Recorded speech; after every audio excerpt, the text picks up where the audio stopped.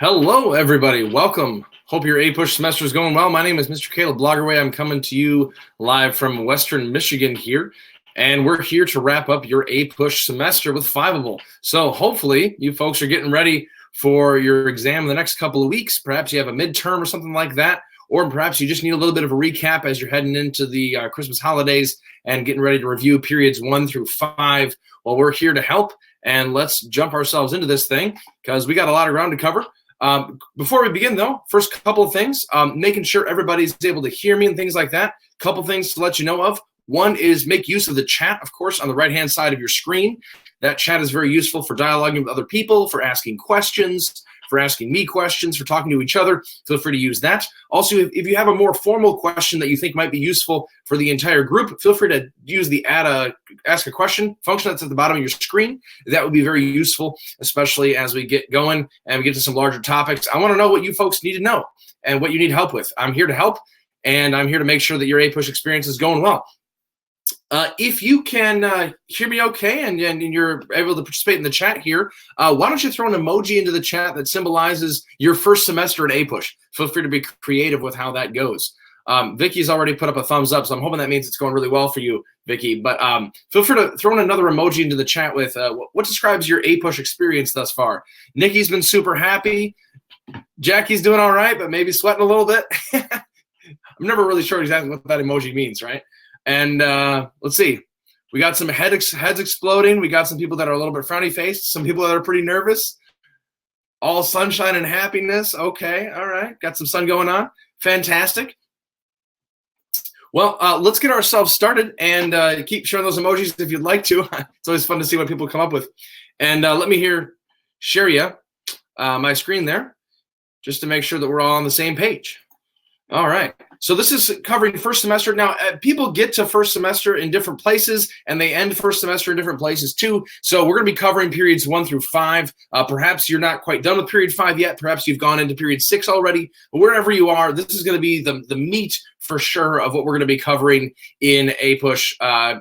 Mostly people, what we need to cover first semester. As Vicky said, Lincoln needs to be dead by Christmas. That's always the APUSH teacher rule of thumb, right?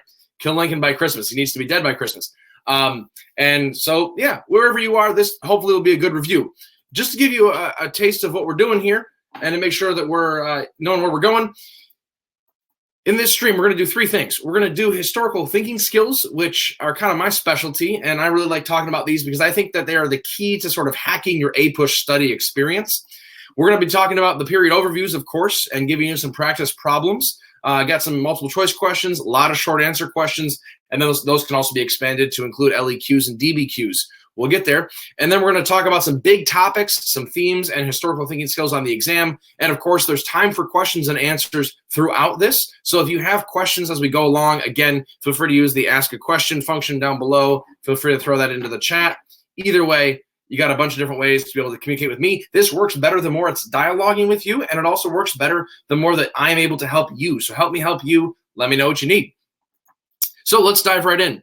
Historical thinking skills in APUSH. Let's go over those. We got these 3 right here. We got the compare contrast, we got cause and effect, and we got change in continuity over time, sometimes known as CCOT.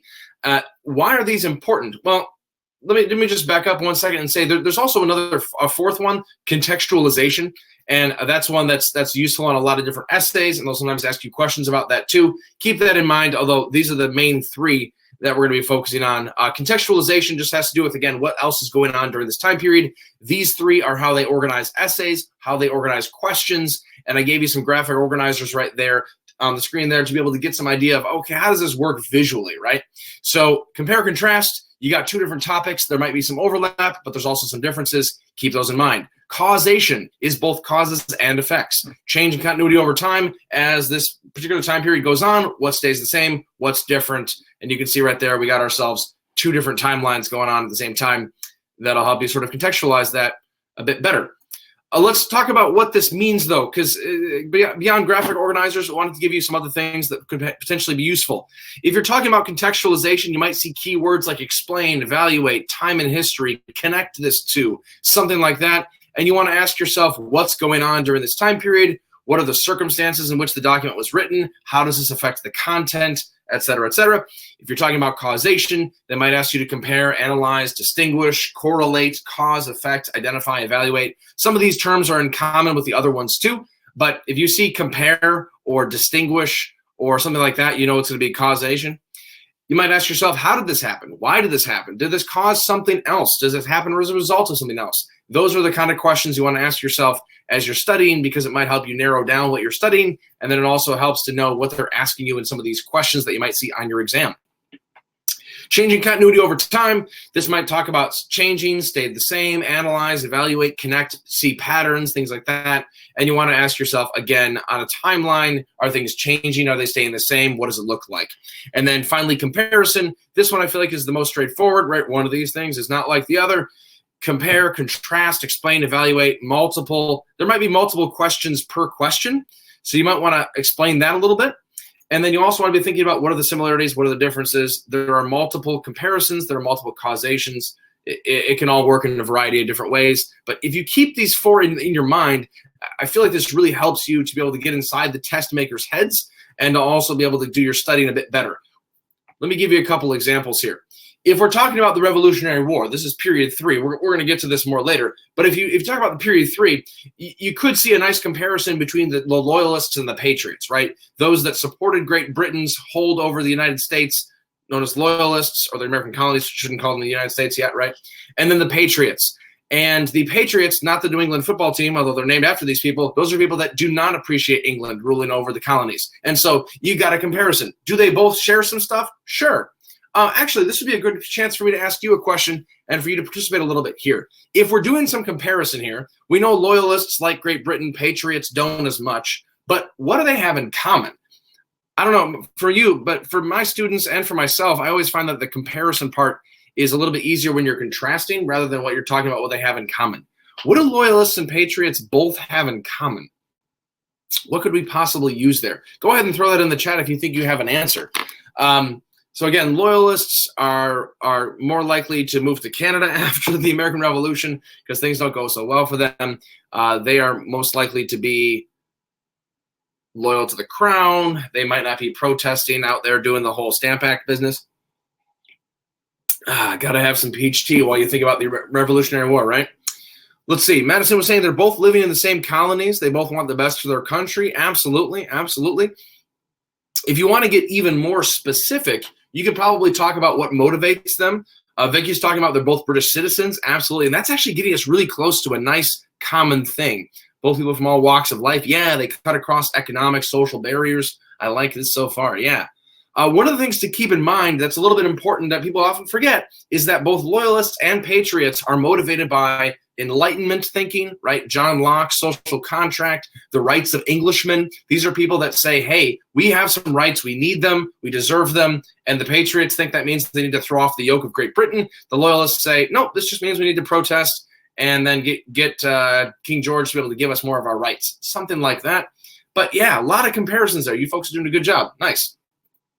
Another way you could look at the Revolutionary War is with causes and effects. Just to give you two quick examples, right? The end of salutary neglect helps cause the Revolutionary War. This is when England decides they're not just going to not enforce their taxes anymore in the American colonies. And then an effect might be republicanism, this new idea of American government. What does that look like? That might be an effect. Remember, if you do both of those, you're setting yourselves up for really nice complexity on the long essay question, the LEQ, as well as the DBQ. So that might be fairly important. That's just one way to look at it. And then if we look at the changing continuity over time in the Revolutionary War, here's a way to visualize a timeline going from the 1763. Hey, by the way, why do I have 1763 on there? What's that date? A lot of important stuff happens in 1763. Go ahead and drop in the chat. What are some of those big events that happened in 1763? Vicky's been watching some Adam Norris videos. Fantastic. We got ourselves PEEP, Proclamation of 1763, end of the French and Indian War, end of salutary neglect, and Pontiac's Rebellion. There you go. Nice work. So end of salutary neglect, 7 Years' War, Pontiac's Rebellion, and the proclamation line. That's a big date.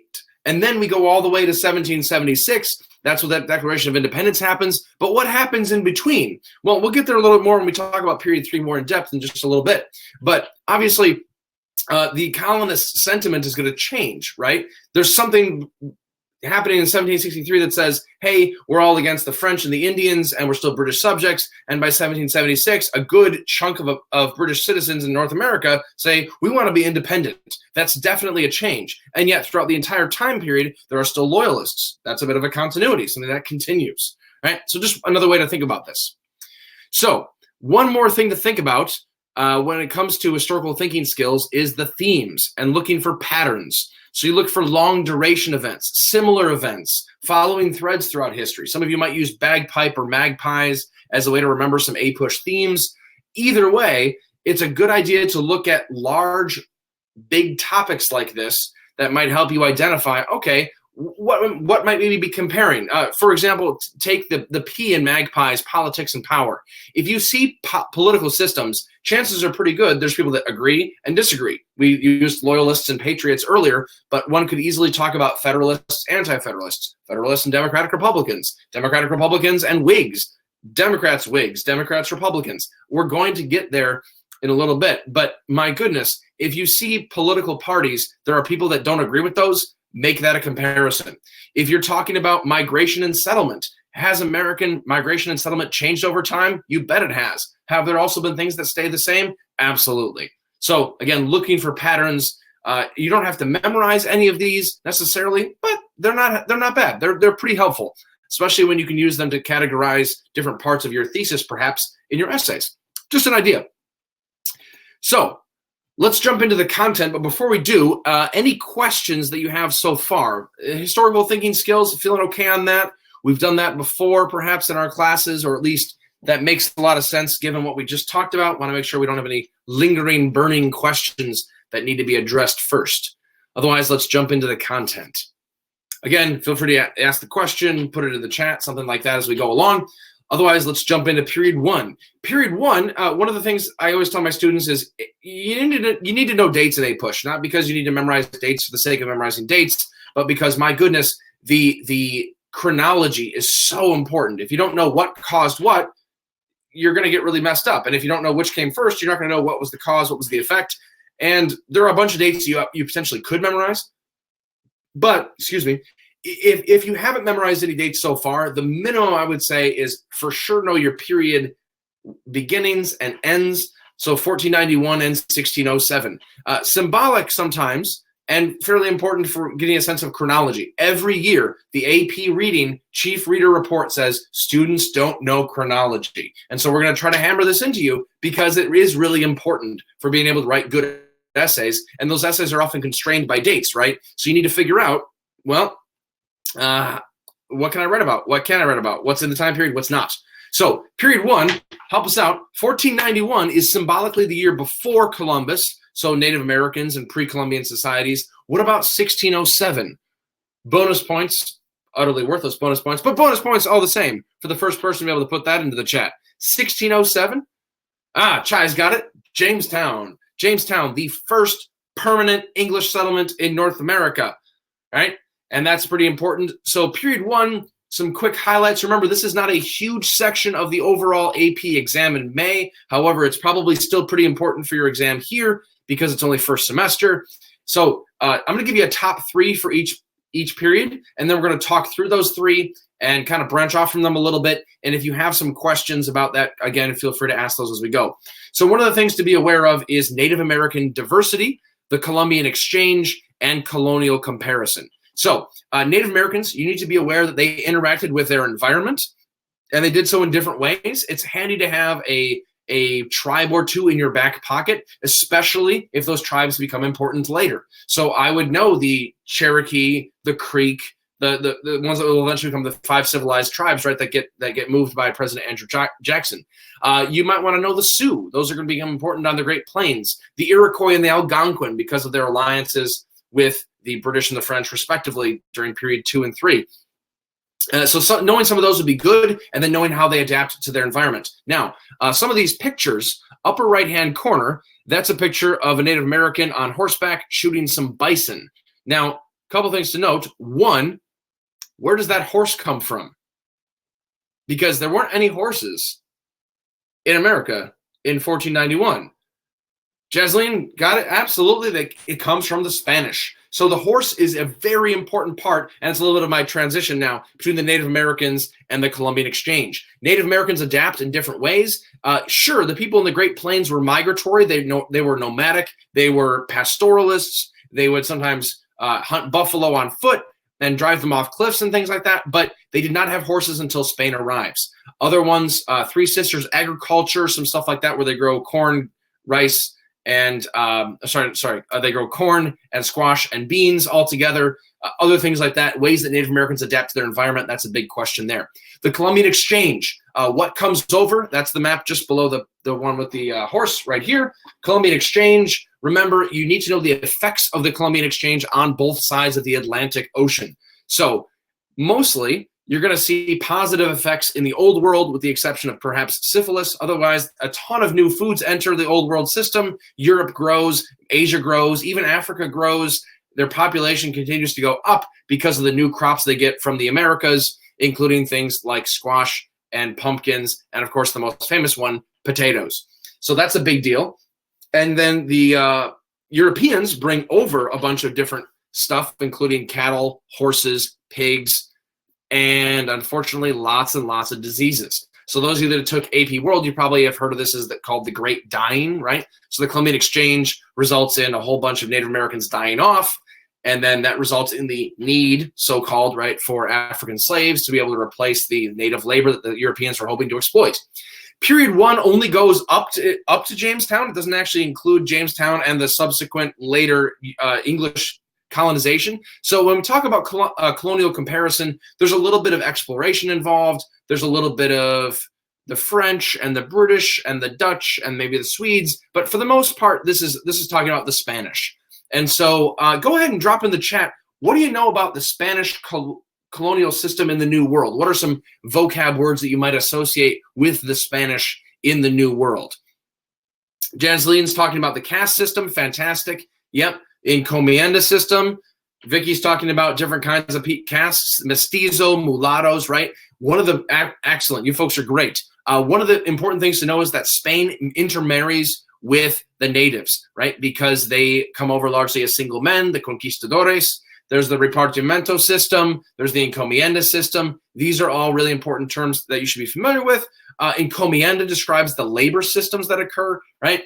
Catholicism, yes, there's the 3 G's, right? Gold, God, and glory. They are interested in finding wealth. They are interested in converting natives to Catholicism because this is happening around the same time that Spain is doing the Reconquista and kicking the Moors out of Spain. And then they're also interested in glory. They just want to show off and be really cool.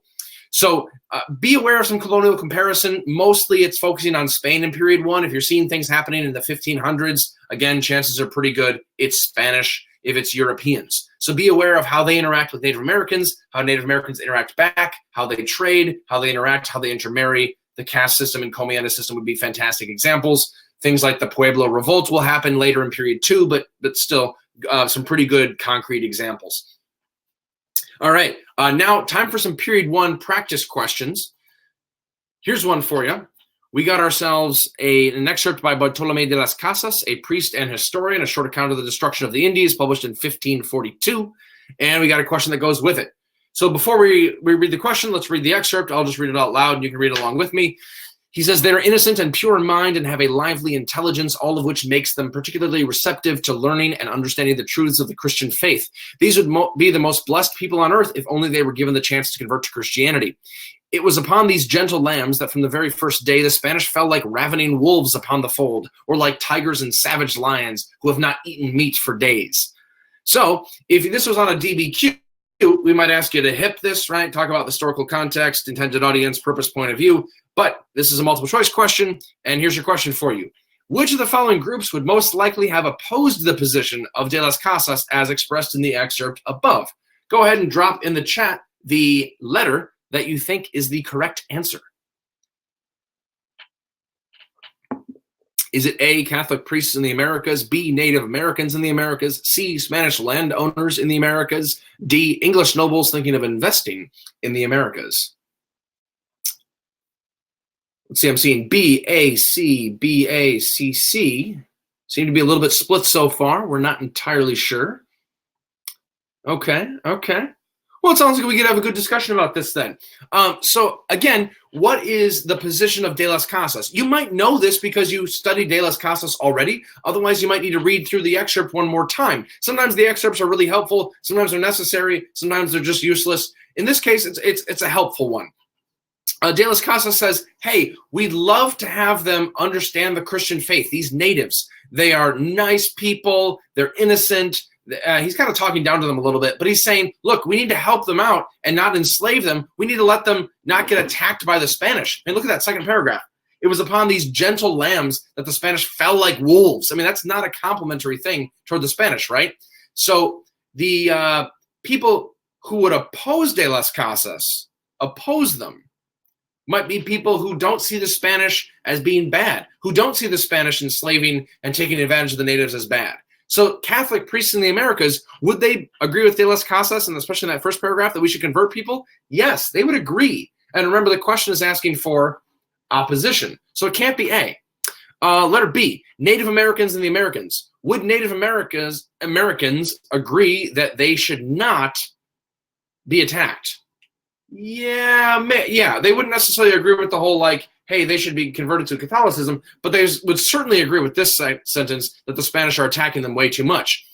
Spanish landowners in the Americas. Would Spanish landowners in the Americas, which, by the way, when you hear that, think encomienda, would they disagree that we need to convert all the natives and then like treat them really nicely because we shouldn't exploit them? That's kind of the whole point of the encomienda system, right? Is to convert them, but also exploit them. And it's really not good. English nobles, they would probably agree with De las Casas because they would hate the Spanish too. And De las Casas is kind of throwing some shade at the Spanish in this excerpt. So the answer is C, as some of us came up with at the end there. Again, sometimes we'll come up with questions where it's like, well, it kind of seems like it could be either one. Choose what you find to be the best answer. And remember, psychologically speaking, the best answer is usually your first one. Don't second guess yourself too much. Another one. So the answer was C. Nice job.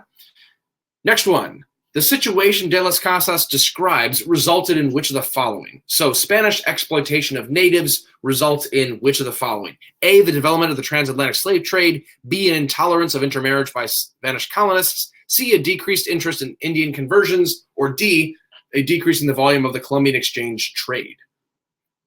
What do you think? Go ahead and drop your answer in the chat there.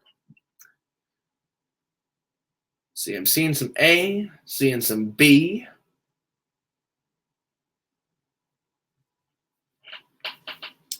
A lot of A so far. Keep in mind, again, if all the natives are getting exploited by the Spanish, like it says in this second paragraph right here, then there might be a lack of labor, which might lead us to need, as the Spanish might say, African slaves. So indeed, the answer is A. There we go. Nice job, Nikki. After I just told you not to second guess yourself, you second guessed yourself and you got it right. I'm so proud of you. Nice job. Remember, again, as the natives die out and the Spanish are looking for more labor, especially for their mines, think Potosi, think silver trade. They need people for their encomiendas, and this is labor-intensive cash crop type stuff. Sugar in the Caribbean, they turn to Africans for their slavery needs. All right, last question for this period. The situation that De las Casas describes was made possible by all of the following except. So which doesn't make sense as a cause for why the Spanish are able to take over so much and exploit the native peoples? A, the use of new sailing technologies. B, the desire of Spanish monarchs for gold. C, the desire of Spanish monarchs for converts to Catholicism. D, the development of the caste system. What does not lead to the Spanish coming over to the Americas and exploiting the natives? It's a little bit of a cause and effect question, as you can see here. I'm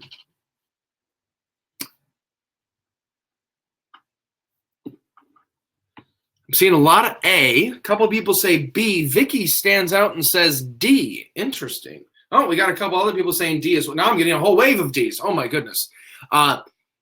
Yeah, it seems like we're changing our minds, and the consensus is going toward D, and that is the correct answer. Yes. Keep in mind, this is reversing the cause and effect paradigm. New sailing technologies are such as the astrolabe, the compass, the caravel. Those are what enable the Spanish to be able to sail over to the New World either way. And Vicky, nice job. You're the one that started the whole transition. Absolutely. B, they wanted gold. C, they wanted converts to Catholicism. So this is gold, God, and glory. And Ashley, you're saying because they're talking about the caste system, is it referring to the caste system in India? No. There is a caste system in India, right, with Hinduism and things like that, and perhaps you're familiar with that too. But the caste system is sometimes called the casta system, right, in the Americas, and the Spanish caste system, that's the one with the peninsulares at the top and the creoles, then the mulattoes, mestizos, and then the African slaves. So this is the Spanish, the white people born in the New World who are Spanish, intermarrying then, and then having children that are mixed race, so that are African and Spanish and native and Spanish, things like that. So there is a racial caste system in the Spanish New World colonies. Similar to the Indian one in the sense that like it's a hierarchy, and the higher up you are, the better you get treated, etc. But not related to Hinduism or to the Indian subcontinent in any way in this case. The development of the caste system happens because the Spanish come over. It does not cause the Spanish to come over. So the development of the caste system is not made possible by the Spanish coming over. It's a result of it. So it kind of reverses that a little bit. Just for sake of time, we're going to move on here. I got some practice short answer questions. Might be a good idea to self-quiz yourself on some of these things. You couldn't otherwise quiz yourself. So quiz yourself on some of these. Describe one specific motivation for European exploration or colonization of the Americas before 1600. So this might be your gold, God, your glory. This might be talking about the Reformation and a desire for Catholic versus Protestant competition, something like that. B, describe one specific effect of European exploration or colonization on the indigenous peoples of the Americas before 1600. Yikes. This is going to be a lot of death and destruction, but also access to things like horses or cattle or things like that. And then letter C, a specific effect of European exploration or colonization on Europe and Europeans. Again, this is going to be population growth thanks to new crops, access to more gold for the Spanish, et cetera, et cetera. So those are examples of short answer questions that you could see. I could also see any of those expanding into long essay questions or into document-based questions. So you might see, even though you won't exclusively on the May exam see a long essay question that's probably exclusively on period 1, it could be, and you certainly will not see one for the document-based question on period 1 or 2 or 9. But these are some good short answer questions to kind of gauge your understanding, make sure that you can answer with specific evidence, and one way to quiz yourself. Any questions on period 1 that I can answer so far? I'm going to keep going into period 2 just for sake of time. But if you have questions, again, feel free to drop those into the ask a question function at the bottom, put them into the chat as needed. Period 2 goes 1607, again, founding of Jamestown, into 1754. Remember, that is the start of the 7 Years' War. It's the time when we start to see the shift away from colonial comparison and competition to largely just the British that are here. So what do we got? What are our top 3? Our top 3 are diverse European countries and colonies, intra-European conflict and conflict with Native Americans plus Africans, and then British colonial diversity and similarities. So this is when we start to talk about, well, compare the motives for the French versus the Dutch. Oh, they're both interested in fur, but the Dutch are more interested in trade. The French come over in small numbers. They settle in Canada. The Dutch settle in New York, modern-day New York anyway, New Amsterdam back then. And then we really start to focus on the British colonies in North America. British colonies in North America, this is where we start to get the Chesapeake colonies versus the New England colonies. We start to get the Puritans, the Pilgrims, the slave trade, the conflicts, the Metacoms War, King Philip's War, the Anglo-Powhatan War. We have all sorts of conflicts between the Europeans and the natives as the Europeans grow in number and grow in desire for land and resources. You also get, if you can see this map right here, the yellow is Spain. You're also going to get the Spanish over here dealing with the Pueblo Revolt in the 1680s and or 1660s, excuse me. You're also going to see things like Bacon's Rebellion happening in 1676. You're going to see that mean a transition away from indentured servitude toward more black chattel slavery in the British North American colonies. So this is going to be a pivotal period for talking about interactions between the 3 different ethnicities and races that are going on in North America largely. Again, we're not going to spend as much time on this as we did on period 1 because I don't have a bunch of multiple choice questions, but I want to make sure that you have a chance to ask some questions if you need to. I also have some short answer questions that we can go through. Period 2, again, is going to be talking about these 3 things, And here are some example SAQs that you could go to sort of quiz yourself on this. So describe one specific difference between the French and the English motivations for colonizing the Americas between 1492 and 1700. Letter B, describe one specific difference between the economies of the British North American colonies in New England and those in the Chesapeake region between 1607 and 1750. And then C, briefly describe one specific way labor systems evolved in North America from 1600 to 1750. Let's do letter B a second. So letter B, what was a difference between the economies of the British North American colonies in New England and the British North American colonies in the Chesapeake region? Obviously, they share a lot of things in common, right? They're both involved in mercantilism. They're both involved in the triangle trade. They're both involved in trade with England. They're both subject to English law.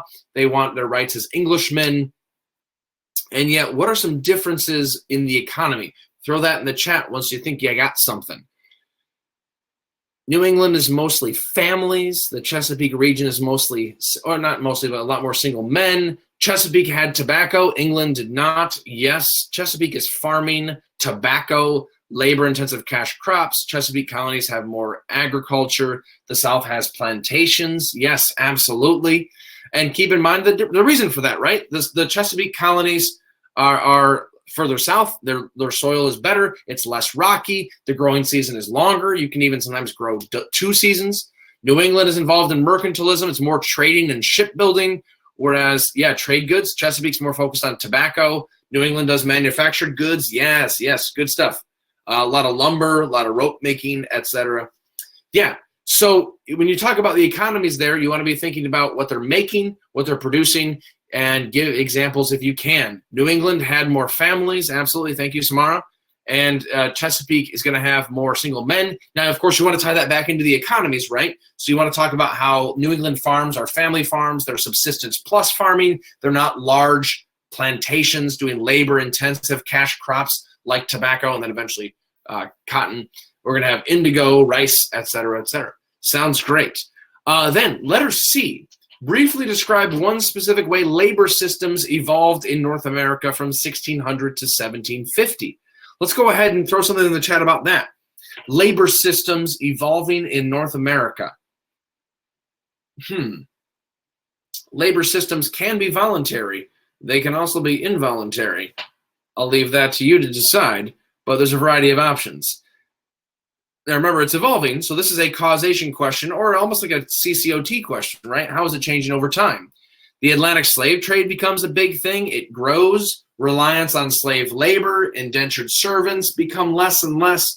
The encomienda moves to African slaves from using native labor. Absolutely. Indentured servants shifts because of Bacon's Rebellion. Excellent. Indentured servants from those too poor to provide their own tickets. Yes. Yeah, they tried to use Native Americans at first, and then it starts to shift more toward African slavery. Excellent, excellent. Not that that stuff was excellent, but just you have excellent answers. Yeah, about a rather sad time in U.S. history here. Okay, that's period 2. Let's keep trucking. Again, if you have more questions, feel free to ask them as we go. Period 3. We got ourselves a huge chunk of stuff that happens in period 3. Every period tends to get more dense as we go, with the possible exception of period 6. But period 3, a lot of stuff happens. 1754 to 1800, 1754 being the start of the 7 Years' War, and 1800 being the election of Thomas Jefferson. So we have all the way from, hey, we just are needing to fight the French and the Indians as British subjects, to we have our own country and we're electing our 3rd president and the first peaceful transfer of power. That's a big deal. So your top 3 for period 3. British colonial tensions and the Revolutionary War. What's the road to the revolution? Anyone pick up on what that image is to the right? That picture right over here. What is this? Then we have the U.S. Constitution and government. So we need to set up the government. This is the Constitutional Convention. This is all different kinds of compromises. Hey, we got it. Yeah, Boston Tea Party. Good job, everybody. Yeah, dumping tea into the harbor. Boston Tea Party. We got all kinds of events that happen here. You don't have to memorize every single one of them. Know some of the big ones. Know the Tea Act. Know the Stamp Act. Know the Stamp Act happens in 1765. It gives you a nice timeline there. But especially between that and 1775, a decade later, when we have Lexington and Concord. There are a ton of events that lead to the American Revolution. You should know that the United States wins the American Revolution because of French assistance, because of colonial persistence, women helping out, right? But also that there are a couple battles. Saratoga maybe convinces the French to help us out. Yorktown is when Cornwallis surrenders. But largely we're concerned with causes and effects of the Revolutionary War, not so much exactly how it gets fought all the time. So the British colonial tensions, a lot of stuff happening there. And then the U.S. Constitution and government. Remember, there's a nice comparison here perhaps between the Articles of Confederation and the U.S. Constitution. This is not AP Gov. This is not AP government at all, but this is, well, you need to know some basics about U.S. constitutional systems and our government if you're going to be able to talk about what happens later in American history. You can't understand the impeachment of Andrew Johnson. You can't understand people complaining about Andrew Jackson. You can't understand the transfer of power if you don't understand how our government works just a little bit, right?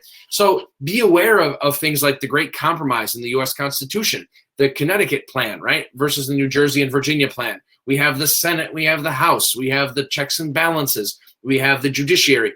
Be aware of the compromises that happened there between North and South, between big states and small states.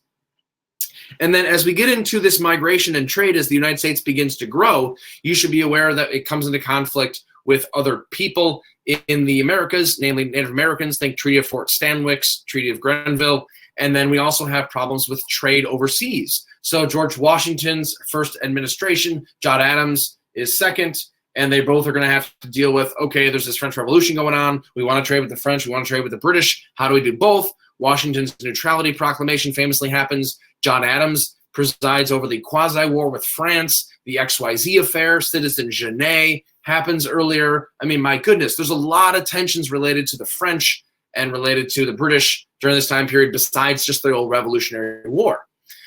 Then you need to know about some of the early stuff that happens in the American governmental system. So think Jefferson versus Hamilton. This would be, for those of you that are fans of Hamilton, these are the cabinet rap battles, right? So we start to see Hamilton's financial plan. We start to see Washington's farewell address, his proclamation of neutrality, again, some rather big deals. And then in 1800, we have the transition because John Adams is not reelected thanks to, here's our question for you for this period.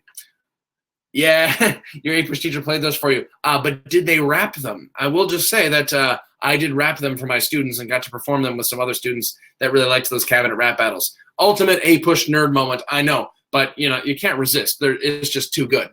Use the Hamilton instrumentals as your karaoke track and then just rip into it. Of course, it's fantastic. Changing a few of the lyrics here and there, make it school appropriate. Unfortunately, Nikki says your teacher does not rap. I don't rap either, except for Hamilton. That's my one exception. All right, so I lost my train of thought because I was distracted by Hamilton and thoughts of rapping. Sorry about that. Let's see. She wants to make TikTok videos in the near future. Oh, fantastic. All right, she's getting into TikTok. All right. So period 3 is really important. Oh, I remember what I was going to say here. Why does John Adams not get reelected? There's something that happens during the quasi-war that makes people really, really ticked off about the Federalists, and thus they do not reelect John Adams, and Thomas Jefferson gets elected in 1800 instead. Go ahead and throw it in the chat. Again, bonus points for those of you that can get this first. It's not the XYZ affair. That's a good guess. Ah, yes, you got it. Alien and Sedition Acts. Nice job. Yeah, the Alien and Sedition Acts are the ones that say, not only are we worried about French people coming in and voting in our elections, and there's some xenophobia going on there with immigration, but also you're not allowed to speak bad. It limits free speech. And then it says that you can't criticize the government. And this seems really, really way too far. All right, well, next bonus question, since you folks are so smart, let's challenge you a little bit here. What are the two things authored by Jefferson and Madison that oppose the Alien and Sedition Act? What are the things that say, you can't do that, it's unconstitutional? Jack's got it. The Virginia and Kentucky resolutions. Fantastic. Oh, man. The typo there is because you were typing so fast to be first, right? My goodness. I'm so proud of you folks. You knew that. Yeah.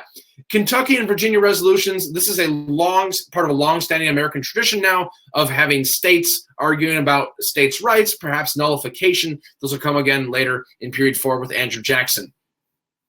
So yeah, a lot of stuff happening in period 3, a lot of events leading up to the Revolutionary War. You should know about the U.S. Constitution and the first 2 American presidents, Washington and Adams. All right. Practice questions. Letter A. Briefly describe one specific reason for increased tension between Great Britain and the British North American colonies between 1760 and 1776. Let's go ahead and throw some stuff in the chat. What options do we have? 1776 is all the way into the Revolutionary War itself, so we got a lot of options. In fact, there might even be one really obvious answer in 1776. I say really obvious, not to shame you at all, but to say the answer might be common sense. Ha ha.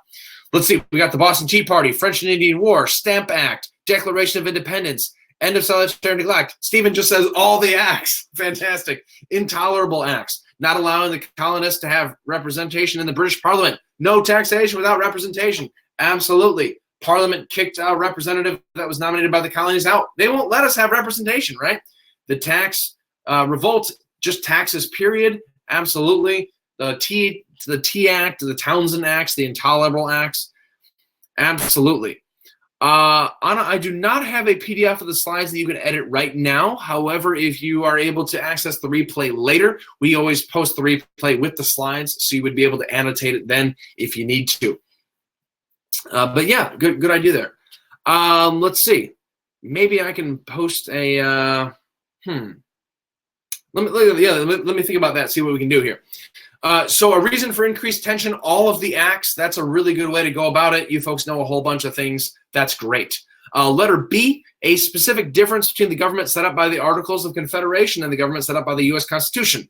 By the way, notice that letter A was a causation question. Letter B is a comparison question. And then letter C is a change in continuity over time question. Turns out that those historical thinking skills can be useful for thinking about and structuring questions. That's how the College Board structures their questions. That's why we wrote them like this. Yeah, so letter B, let's see, taxing the states or colonies. Yeah, Articles of Confederation can't tax directly, U.S. Constitution can. Stronger federal government, the Constitution. Articles of Confederation can't raise funds. Articles are not stable. State representation is equal in the Articles. Every state gets one vote. U.S. Constitution, we have the Great Compromise. The Constitution has 3 branches. Articles only have 1. Fantastic. You folks are great. Okay. So then, letter C.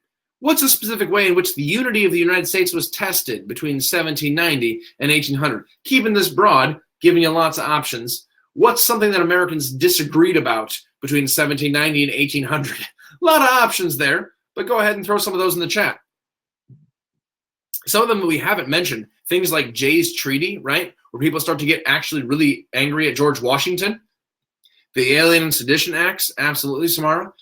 Yeah, Alien and Sedition Acts are going to lead to a bunch of people getting really mad at John Adams. Loose versus strict interpretation of the government. Yeah, are you a strict constructionist, a loose constructionist? Hamilton's a loose constructionist. We can make banks out of the Constitution because it's the necessary and proper clause. The French Revolution, should we have the response to the French Revolution? Should we support them? Should we send aid and troops to our French allies, or should we stay out of it? Hamilton reference. Let's see. Slavery, absolutely. There are some people that say, hey, American Revolution, we should end slavery. There's some tensions there. Probably not anything specific that we can think of right now, but there might be some petitions that come up, right? And Ben Franklin and the Quaker petition. Election of 1800, absolutely. It's in the time period, right? Between 1790 and 1800, it includes 1800. Throw in the election of 1800. Who are we going to elect? The Albany Plan of Union. Albany Plan of Union is going to be before 1790. Otherwise, it was a really good option.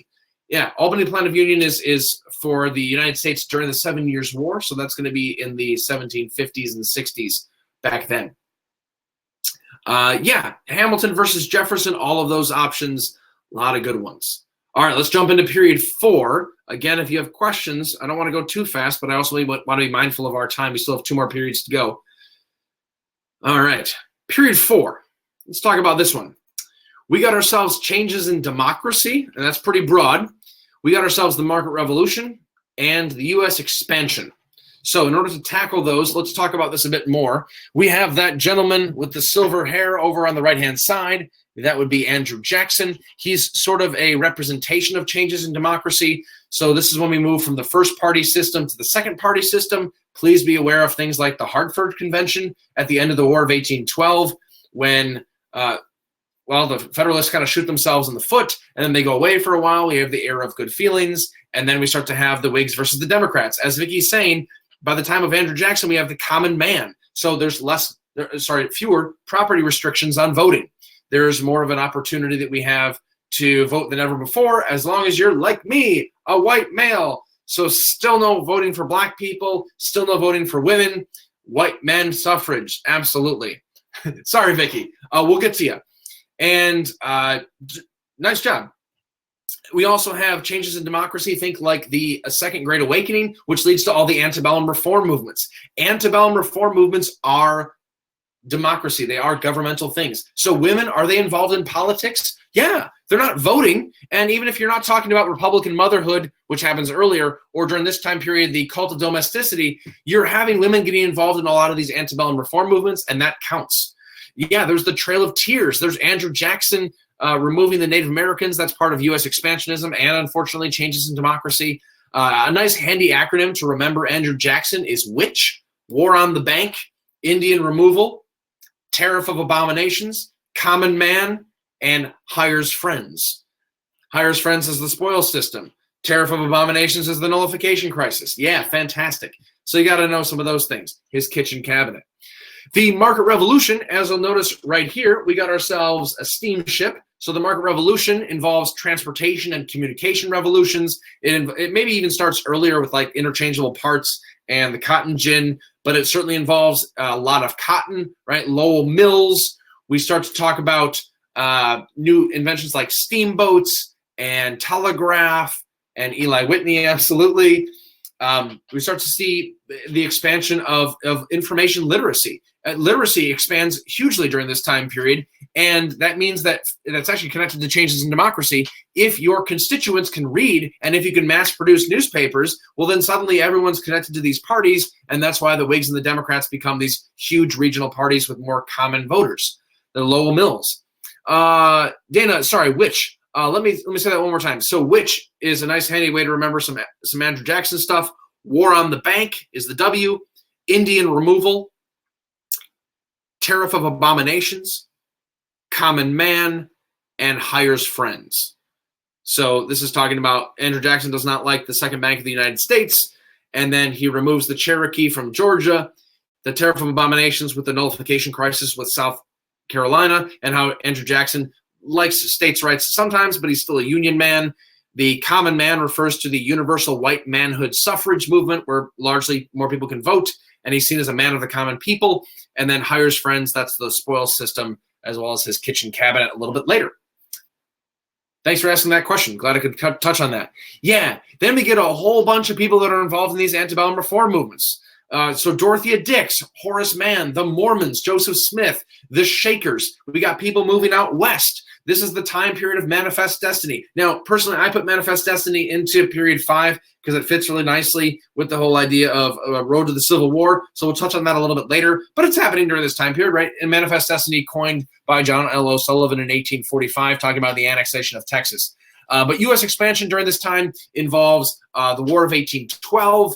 It involves the Embargo Act. It involves the United States moving into the Black Belt region. Notice right here we have a slave plantation down south. People are moving largely from Virginia. The internal slave trade expands after the international slave trade is banned in 1808, and everyone starts to move slaves down south into Alabama, Mississippi, etc.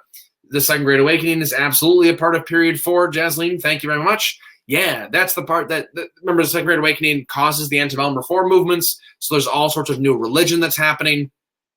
And then, of course, as someone already pointed out, nice job, Vicky, this is the Erie Canal going from Albany to Buffalo, connecting the Great Lakes to the Hudson River and thus to New York City. And that is a huge accomplishment. It cuts travel down immensely. So the United States is moving westward. And as the United States moves westward, it begins to be more interconnected as a country, thanks to things like, eventually, railroads, but steamboats, canals, roads, even though Andrew Jackson tries to veto some of those things.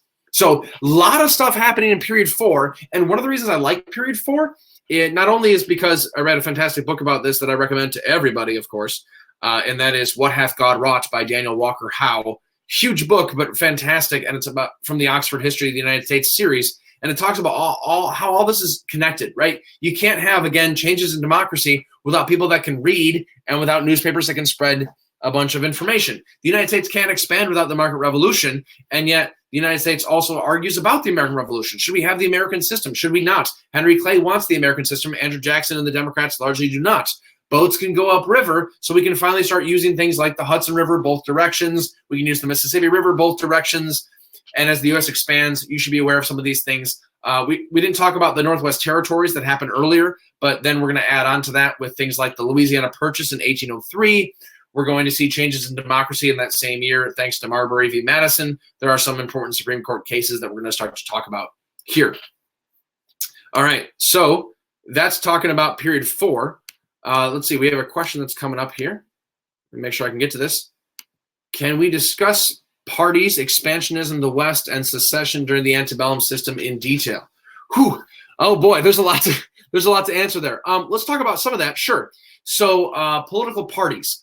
That's one of those really, really big changes, and there's a ton of them in period 4. But as much as we can, let's do this briefly. Initially, we have Federalists and Anti-Federalists. Those really only exist in the 1780s when we're talking about ratification of the Constitution. Federalists want ratification, Anti-Federalists do not. Then we move into Washington's administration, and we have the Hamilton and Jefferson factions. Hamilton would be a Federalist. Jefferson is a Democratic Republican. They're largely arguing over the proclamation of neutrality, should we help the French, and Hamilton's financial plan with the First Bank of the United States and the whiskey tax and things like that. After John Adams kind of tanks because of the Alien and Sedition Act, Thomas Jefferson takes over, and we don't see another Federalist president, but that's going to continue to last until the War of 1812. War of 1812, largely Federalists in New England don't like it. Democratic Republicans and war hawks out west and down south like it a little bit more. But then they kind of collapse. The Federalist Party collapses because of the Hartford Convention. We have the era of good feelings. And then we start to go more into the second party system after John Quincy Adams and the corrupt bargain election of 1824. Sorry, I'm going a little bit fast here, but again, this is review, so I'm assuming you've learned some of this before, right? 1824 is the start of the second party system, maybe 1828, when we start to get the pro and anti-Jackson parties. So we start to get the National Republicans and the Jacksonian Democrats. National Republicans eventually turn into the Whigs, and the Jacksonian Democrats turn into just Democrats. And they're going to be largely disagreeing over things like the American system, over the strict construction of the United States, over expansion. Democrats do not want internal improvements, but they do like expansion. They tend to be more pro-slavery, and if slavery is not expanding, it's dying. As we talk about expansion and the West, we'll talk about that a little bit more next period there, but and then we'll talk about secession as well. Okay, so that's the parties. We'll get to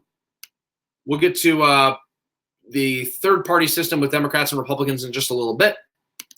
Thanks for the question. Let me give you a couple of practice questions for period 4. Just for sake of time, we're not going to go over these, but talk about a specific way American democracy changed during this time period. We already talked about that. Antebellum reform movements, more people voting. Briefly describe one specific change to the American economy, so market revolution. And then C, one of the things important to keep in mind in the antebellum era is the sectional tensions. The North and the South tend to get more split over a lot of different things. The North is more involved with the transportation revolution. They tend to be more interconnected, etc. So that's kind of a big deal. Jasleen, the headright system, that's talking about way back in period 2 with the Puritans, and talking. It's kind of like who gets the land back in England, and it's generally speaking the oldest son. And so then the second sons might want to come over, things like that. Yeah, and let's see, we're talking about the end of the Federalist Party, the rise of democracy that's happening during this for letter A. Oh, thanks. Nice job. Good job. Let's keep going on to period 5. I want to make sure we can finish on time for everybody. Period 5, a little bit of an overlap here, 1844 to 1877. Period 4 ended in 1848. That was the Seneca Falls Convention. And that was symbolically the end of the antebellum reform movement.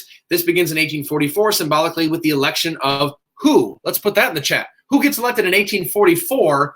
That's going to be important for period 5 and manifest destiny. Thus, that picture in the upper right-hand corner of the United States spreading all over the place. Who gets elected in 1844? One of those. Christine's got it. Yes. James K. Polk. Absolutely. Nice job, everybody. So big 3 for period 5. We got ourselves the road to the American Civil War, the Civil War itself, and the aftermath of the Civil War. Surprise, surprise. It's kind of dominated by the Civil War, right? So the road to the American Civil War, that's going to be westward expansion. That's going to be problems over slavery. That's going to be abolitionism.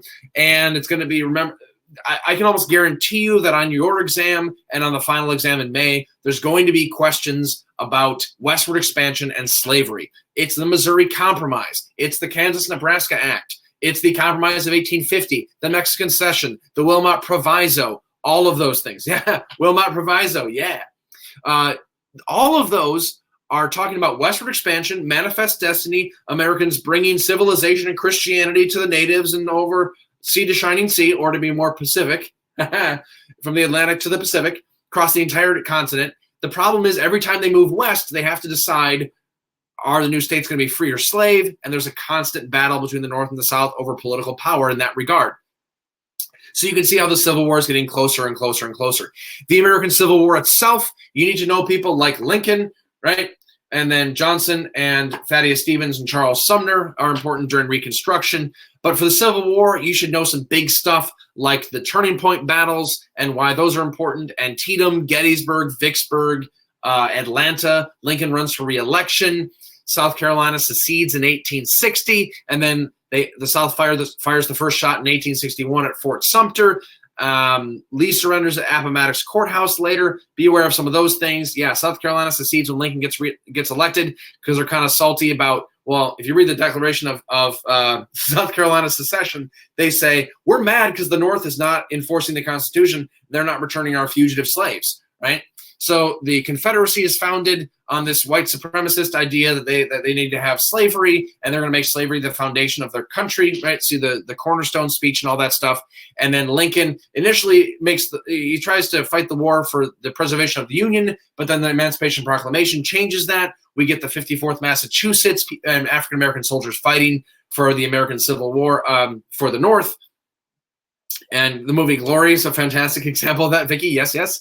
And then after the United States wins the Civil War and is able to put down the rebellion, there's the aftermath. There's Reconstruction. Remember, the big questions of Reconstruction are, okay, what do we do with the former Confederates? What do we do with the former slaves? And who gets to decide that? Is it Congress or the president? And that's where we get Johnson's impeachment.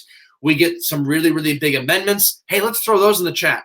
What amendments do we have during Reconstruction that are a big deal? 13, 14, 15. Vicky just types them right in a row. Fantastic. What do those do? 13th Amendment, what does that one do? Let's start there. And remember, all of these amendments, even though they do some good stuff, they also have loopholes. 13th Amendment abolishes slavery, frees the slaves, except for punishment of a crime. So we have convict leasing as a loophole, right? 14th Amendment gives black people and everybody born in the United States, except for Native Americans, citizenship and equality under the law. The problem is the loophole there is going to be black codes, sharecropping, Jim Crow laws eventually after 1877, all of these things that treat African Americans as second-class citizens, even though they're supposed to be the same. The 15th Amendment gives suffrage to all males, right? Gives the former slaves the right to vote, except there's a huge loophole there. Because remember, 15th Amendment doesn't say everybody gets the right to vote. 15th Amendment says you can't stop people from voting because of only these three things. You can't stop people from voting because of race, color, or previous condition of servitude.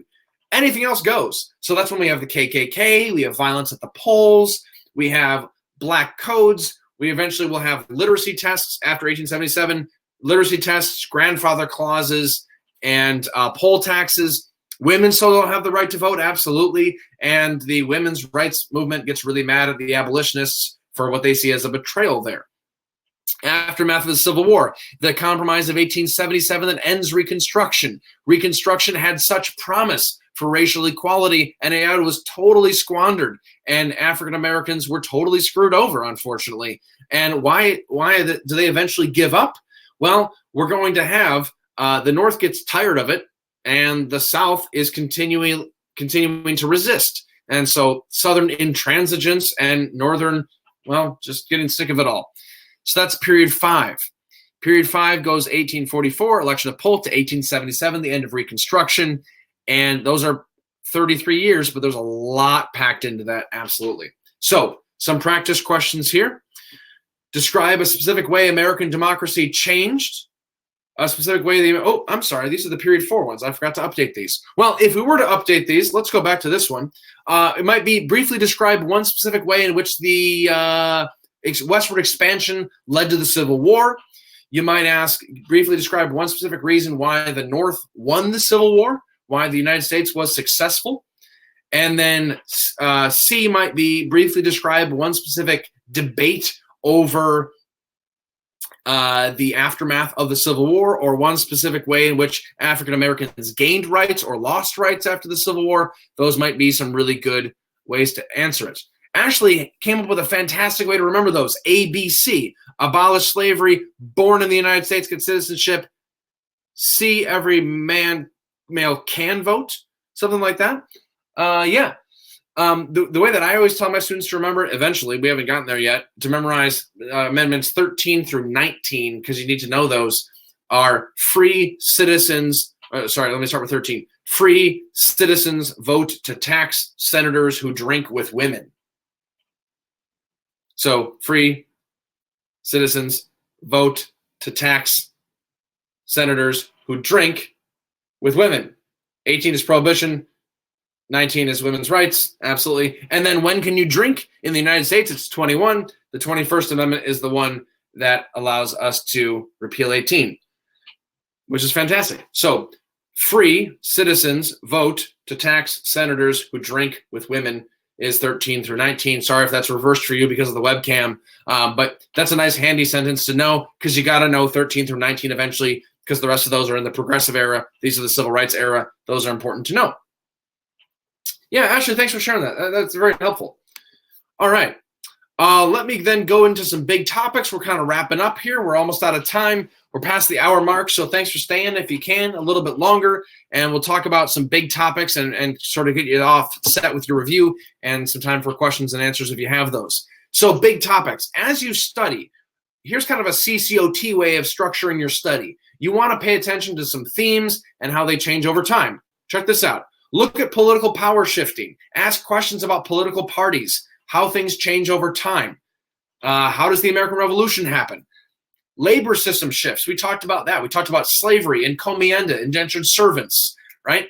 Economic shifts, the market revolution, the North and the South getting different, the Chesapeake and New England colonies being different, the triangle trade coming out of the Columbian Exchange. Those are all good ways to think about your transitions. Cultural beliefs shifting. So whether this be Catholicism coming into Native Americans, whether this be the United States going through the Second Great Awakening with religious changes, culture is going to shift.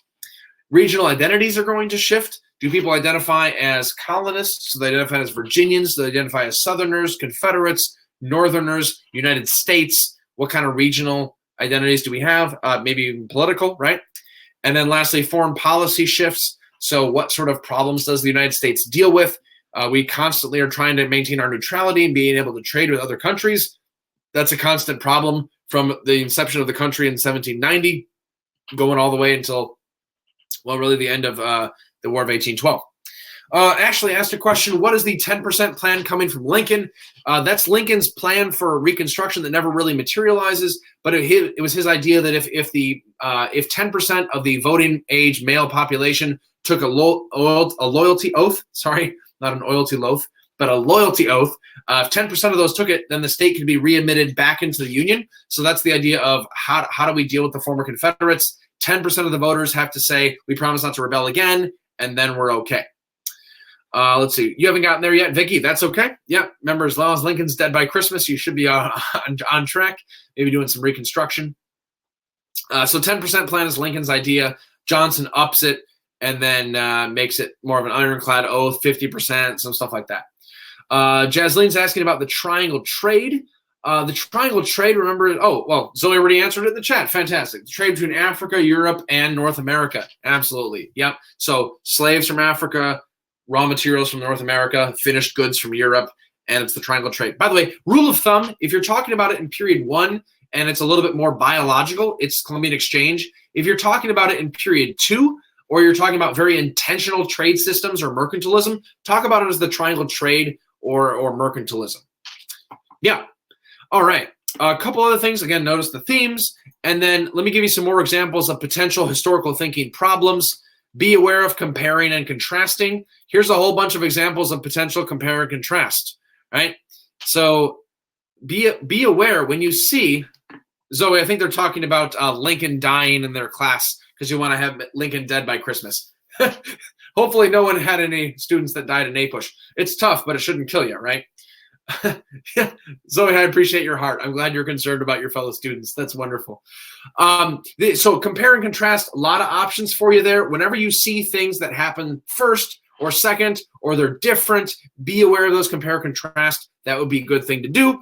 There's cause and effect. So whenever you have big events, be able to talk about things that change them and things that cause them, and then what they change as well. So be able to talk about European exploration. Why did that happen? What does it change? Be able to talk about colonial differences. Why are they the way that they are?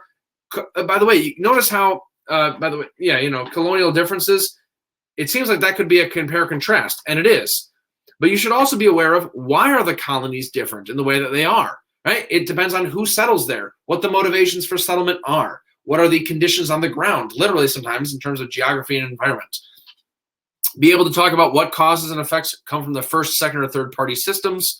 Be able to talk about manifest destiny, market revolution, the Civil War, Reconstruction, why Reconstruction fails, stuff like that. A lot of potential questions there. So again, going back to what we mentioned at the beginning of this whole stream here, if we're talking about contextualization, causation, compare, contrast, and CCOT, that's a really great way to make sure that your studying is effective and efficient. You don't just want to be memorizing all of these dates. Make yourself a mind map, make a web, make an outline, and do it in such a way that you can connect things together. If you're just memorizing discrete pieces of information, you're not going to be doing that well because you're going to be overwhelmed and you're not going to be able to prioritize well. Make connections when you study for APUSH. So be able to say, I know about the financial plan for Hamilton, which reminds me of the second bank of the United States under Jackson. Ooh, that probably means that Jackson shares something in common with Jefferson because they both opposed the national bank, even though at different times. And then you start to get into their interpretation of the Constitution. You start getting into the Federalist Party. Start getting into the Federalist Party and how it's similar to the Whigs. And you see, you could follow this forever, right?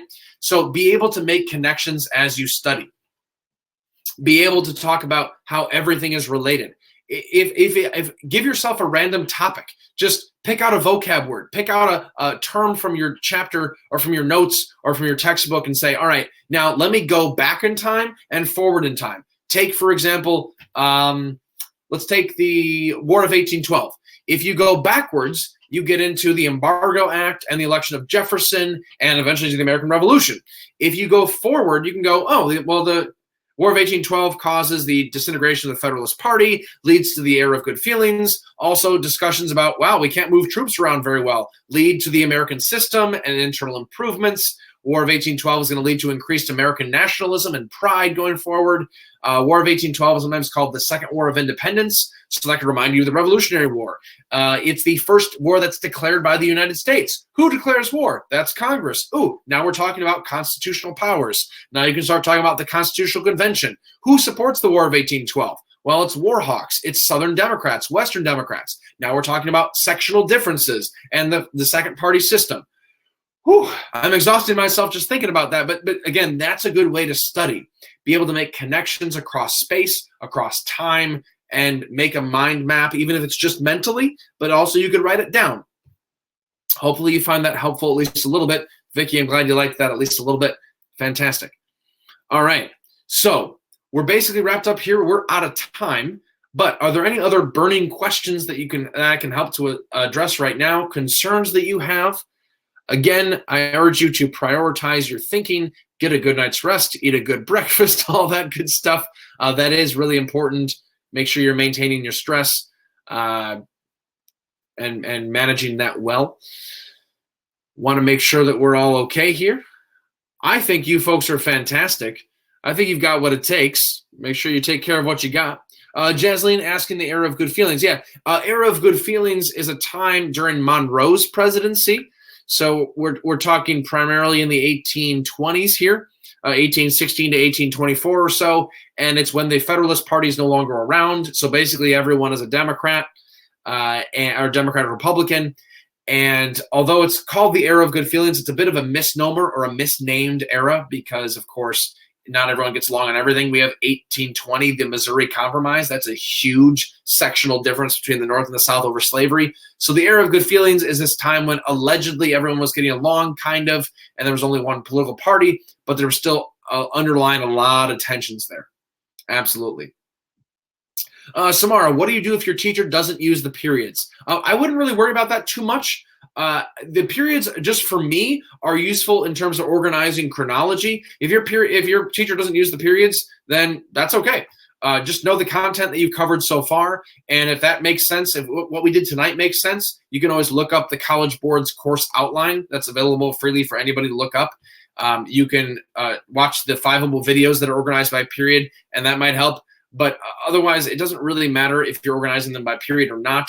You should know some of those big dates, and you should know all the topics we talked about. But in terms of using periods or units or breaking them up, I know plenty of excellent APUSH teachers who use units instead of periods. They don't talk about that a whole lot, and they don't use the same dates. That's fine. But you should still know the same content, right? And then be able to get a sense of chronology in whatever way works best for you. Let's see here. I think we have another question that's coming in. What are my tips for the DBQ and the LEQ? Nikki, that's a great question. For the DBQ and the LEQ, I would say a couple of things. One, please be sure that you plan your essay. Right? This is not a one that goes over this is not a stream that goes over the essays in a lot of depth. But please plan your essays, outline them well. Don't just start writing randomly. If you set yourself up with a really good intro paragraph that has contextualization and a great thesis, especially a complex thesis, then you're setting yourself, first of all, you have 2 points right off the bat, and you're setting yourself up for many more points down the road. Your intro paragraph is the most important paragraph of the entire essay. Spend some time on that. Secondly, for the LEQ and the DBQ, as you use outside evidence, or whenever you talk about anything, always that's historical, always define it, right? Never, it's kind of like a mini short answers. Don't just say the era of good feelings. Say the era of good feelings, which was a time when there was only one political party, even though there were underlying tensions. Then next, tie it back to the question. You've heard of maybe the ACE acronym before for short answer questions. Answer, cite, explain, right? Tell me a vocab word, define what it is, tell me how it answers the question. Well, you should really be acing all of your vocab words in your essays, your DBQs and LEQs, because you need to be able to say, all right, here's my vocab word, here's what it means to show everybody that you know what it is, and here's how it proves my thesis, and that gets you a second point on the DBQ and the LEQ, is not only using evidence that's relevant, but using evidence to prove your thesis, prove your point. That's a big deal. That'd be my number one tip. Never use a vocab word that you don't define and tell me why I should care. The so what, who cares question should be constantly in your mind, and you should constantly be answering that. It's also a great study technique as well. So hopefully that was helpful. All right. Let's see. Zoe, make your first paragraph the best because it's like a first impression, limited time. Absolutely. Absolutely. Yeah. As an AP reader, it's not like I'm forming impressions and then just writing you off after the first paragraph. But if that first paragraph is good, I'm really excited for the rest of your essay. And if the first paragraph is good, chances are the rest of it's going to be great as well. Absolutely. Because you're setting yourself up with a great thesis. You're setting yourself up with a great outline. It should work really well. Okay. Well, we are out of time. Folks, thank you so much for joining us this evening. Hope you're able to join us again. And best of luck as you move into your exams. Hope you have a great holiday season, a great end of your semester. Stay strong. You've got what it takes. You folks are A-pushers. I salute you for challenging yourselves. You're awesome. If you have more questions, feel free to join us on another Fiveable one. Don't forget we have a review next week, Thursday, same time, review Game of Fives. Thanks for joining us. Thanks for participating in the chat. You folks have been fantastic. Have a great night.